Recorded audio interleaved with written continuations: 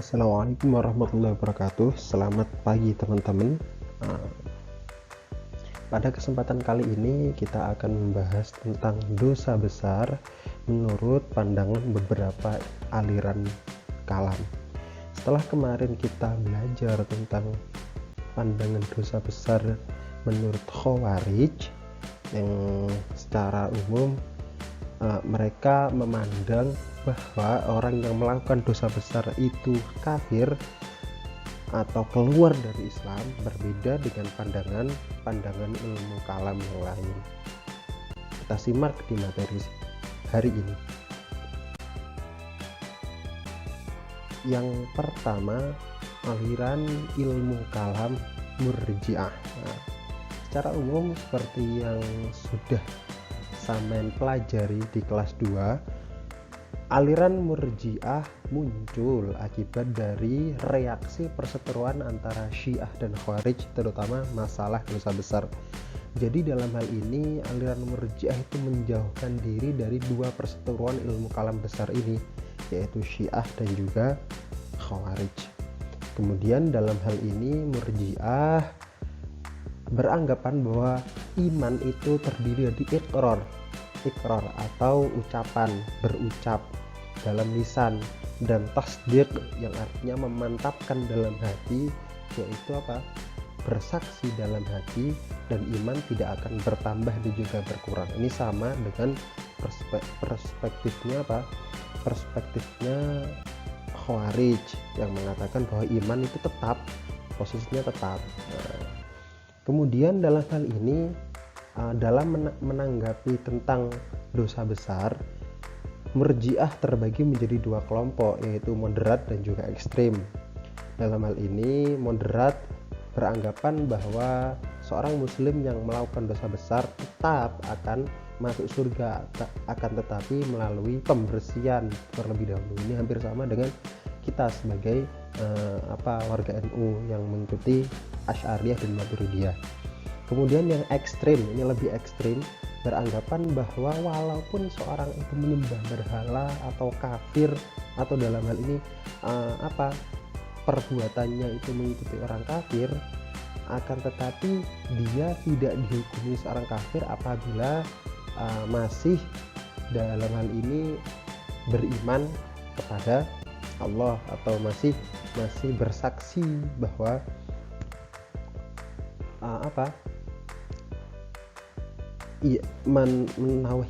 menuhankan Allah dan meyakini adanya atau utusan Allah, seperti itu.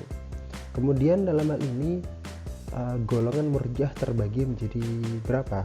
Dalam hal itu dibagi menjadi 5. Pertama, Jam'iyah. Ini yang masuk dalam ekstrim itu, walaupun menyembah berhala tidak akan dianggap kafir selama masih memantapkan dalam hati bahwa masih percaya terhadap beberapa iman kepada Allah, iman kepada Nabi dan sebagainya. Kemudian kewajiban mengetahui Tuhan. Yang selanjutnya Yunusiyah. Dalam hal ini kemaksiatan tidak akan merusak iman, karena inti dari iman adalah tasdik itu tadi, bukan hanya ikrar tapi juga tasdik. Kemudian baik atau buruk perbuatan tidak akan berpengaruh pada iman. Kemudian iman tidak berkurang dan tidak berkembang. Akan tetapi dalam hal ini ilmu Murji'ah sebagai aliran ilmu kalam, terutama dalam hal ini kelompok moderat, itu sekarang sudah melebur atau masuk pada aliran Asy'ariyah. Yang tersisa mungkin Murji'ah yang ekstrem. Seakan-akan Murji'ah itu lebih menggampangkan. Yang penting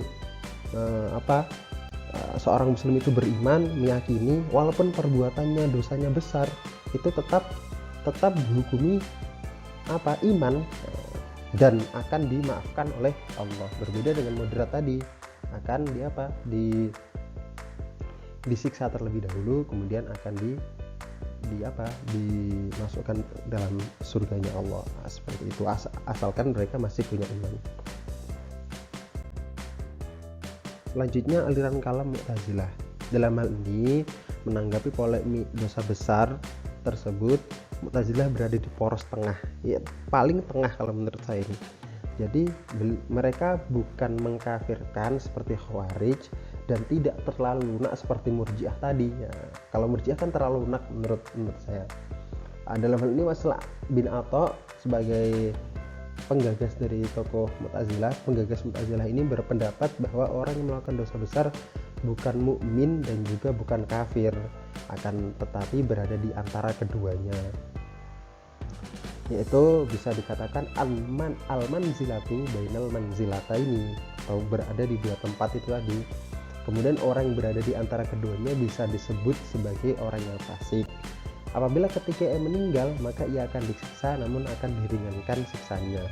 Kalau dulu guru saya berpendapat bahwa nanti ketika menurut Mu'tazilah, ketika seorang yang mati akan berada di antara surga dan neraka. Seorang itu terkena siksanya neraka, akan tapi juga mendapatkan nikmatnya surga, berada di tengah-tengah. Tapi ini ya sebagai pengetahuan. Kemudian Mu'tazilah juga percaya bahwa amal berpengaruh terhadap iman, sama seperti Khawarij, bahwa keimanan seseorang itu terpengaruh terhadap amal. Ketika seorang melakukan dosa besar, maka akan berpengaruh pada keimanan seorang. Artinya tadi kalau Khawarij itu ekstrim mengatakan kafir, sedangkan Mu'tazilah hanya fasik. Kemudian iman itu bukan hanya tasdik atau meyakini dalam hati, akan tapi juga harus ada amalnya. Jadi bukan hanya meyakinkan seperti di Murji'ah yang penting yakin, amalnya itu terserah, seperti itu. Sedangkan dalam hal ini Mu'tazilah itu iman itu bukan hanya tasdik, akan tapi juga amal. Ya, tapi mereka kurang bisa memisahkan antara amal dan tasdik, seakan-akan antara amal dan tasdik itu menyatu, tidak bisa membedakan antara keduanya. Yang selanjutnya Asy'ariyah berpendapat bahwa, atau aliran kalam Asy'ariyah berpendapat bahwa iman didefinisikan sebagai qaul, yang artinya ucapan, dan juga amal, dan yang artinya perbuatan. Kemudian iman juga dapat berkurang dan bertambah. Ini berbeda dengan Khawarij dan juga Mu'tazilah tadi yang berpendapat bahwa iman adalah tetap. Kemudian pendapat lain juga mengatakan bahwa iman adalah tasdiq billah, yaitu bersaksi terhadap Allah Subhanahu wa taala. Kemudian yang terpenting dalam hal ini iman adalah tasdik atau bersaksi, karena tasdik adalah hakikat dan ma'rifat Allah Subhanahu wa taala. Jadi walaupun berbuat dosa akan tetap diampuni meskipun imannya tidak sempurna. Jadi sama seperti tadi Murji'ah yang moderat tadi, yang terpenting adalah kesaksian kepada Allah Subhanahu wa taala. Entah nanti walaupun perbuatan dosa besar akan tetap diampuni dalam hal ini tetap disiksa, kemudian nanti setelah dosanya habis, setelah disiksa, dicuci, di neraka, nanti akan dimasukkan ke dalam surga, karena adanya tasdik itu tadi.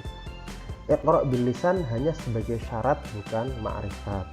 Jadi dalam hal ini menurut Asy'ariyah juga iman dapat berkurang dan juga bertambah, bukan tetap seperti Khawarij. Ini sudah dijelaskan. Kalau Khawarij bersifat tetap, kalau Asy'ariyah bisa bertambah dan berkurang. Kemudian ada beberapa kemungkinan ketika seorang melakukan dosa besar. Tadi kan sudah pasti masuk surga, akan tapi melewati tahap proses pencucian neraka itu tadi. Akan tapi dalam hal ini ada beberapa kemungkinan orang ketika melakukan dosa besar. Yang pertama, diampuni oleh Allah Subhanahu wa taala tanpa hisab memberikan rahmatnya. Seperti contoh, ada cerita seorang pelacur yang mendapatkan rahmat dari Allah karena memberi minum seekor anjing dan sebagainya, itu kan rahmat. Kemudian syafaat Rasulullah, kita sebagai umat Rasulullah kan mengharapkan syafaat dari Rasulullah. Kemudian akan tetap masuk surga, akan tetapi melewati siksa di neraka, seperti itu. Aliran kalam Maturidiyah dalam hal ini berkenaan tentang iman. Maturidiyah berpendapat bahwa iman itu tasdik bil qalb, yaitu bersaksi di dalam hati, bukan hanya iqra' dalam lisan. Jadi ini lebih spesifik bahwa iman itu bukan hanya ikrar atau kita mengucapkan asyhadu alla ilaha illallah wa asyhadu muhammadar rasulullah, akan tapi harus tertancapkan dalam qalbu. Kemudian menurut Maturidiyah Samarkand, jadi Maturidiyah terdiri dari dua golongan besar, yaitu Samarkand dan juga Bukhara. Samarkand mengatakan bahwa tasdik bil qalb harus didasari ma'rifat. Jadi bukan hanya wahyu, akan tapi harus melalui penalaran. Contohnya seperti ceritanya Nabi Ibrahim yang mencari-cari adanya Tuhan. Itu kan melalui penalaran terlebih dahulu, kemudian turunnya wahyu seperti itu. Bukan hanya turunnya wahyu, cuman kita harus berpikir bahwa ketika Tuhan itu dua, contohnya ketika Tuhan itu dua, maka akan terjadi perseturuan, atau Tuhan itu maha kuasa seperti itu. Jadi harus ada penalaran seperti itu. Kemudian ma'rifat bukan esensi iman, akan tapi hanya penyebab lahirnya iman. Jadi ma'rifat dalam hal ini bukan esensi dari iman, karena esensi dari iman yaitu tasdik bil qalb tadi. Akan tetapi dari ma'rifat ini muncullah iman. Kemudian Maturidiyah Bukhara meyakini bahwa iman adalah tasdik bil qalb dan tasdik bil lisan. Kedua-duanya harus seimbang.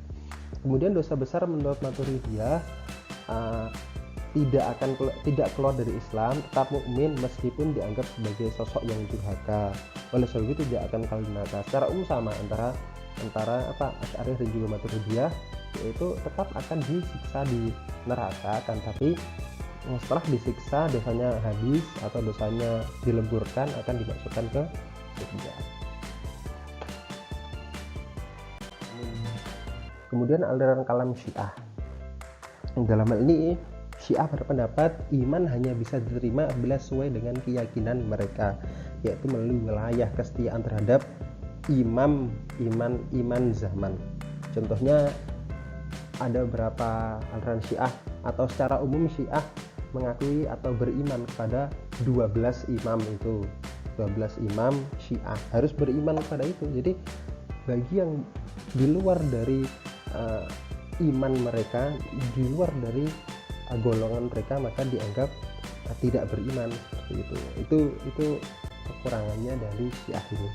Kemudian ada beberapa Syiah yang ekstrim yang berpendapat bahwa Ali radhiyallahu an sebagai nabi, bahkan lebih tinggi derajatnya dari Nabi Muhammad. Lebih ekstrim lagi, mereka memposisikan Ali pada derajat Tuhan. Jadi dalam hal ini kurangnya Syiah lagi adalah terlalu menuhankan, terlalu